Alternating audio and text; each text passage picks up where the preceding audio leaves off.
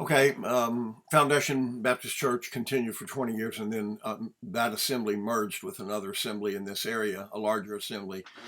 And that assembly had a building, we didn't, and so that's how that went. Um, I had been pastoring by that time for about by the time the churches merged, I had been pastoring for 20 years.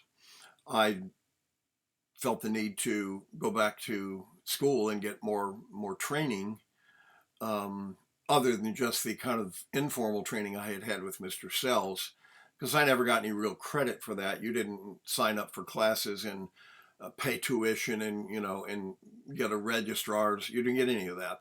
It was just studying the Bible under him for those 3.5 years.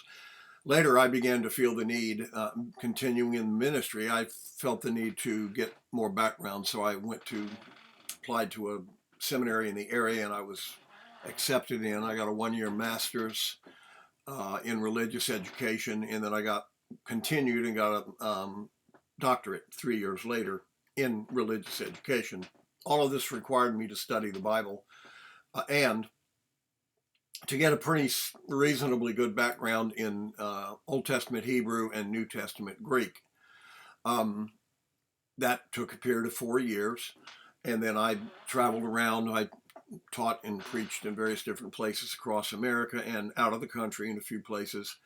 And about 2013, which is about 8 years ago, I basically not resigned. I retired, and I've been writing basically since then. I've written in self-published 12 books up on Amazon.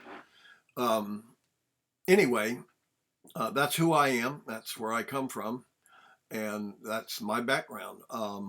My whole heartbeat from the first time that I began taking classes under Frank Sells back in 1976 and was being fed so enormously well through his teaching ministry.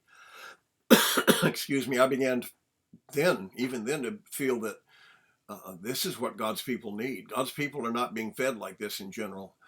I had been in a number of churches, and I did not feel that God's people were being well fed. So I began to sense God's call on my life to do that, and that's what led to where I've been, and that leads me to where I am today. I'm basically continuing God's calling on my life, and one way I'm doing that in retirement now is writing, and the other way is I'm going to attempt to do some Bible teaching in the manner in which I'm approaching it right now. So I hope that'll be a blessing to y'all.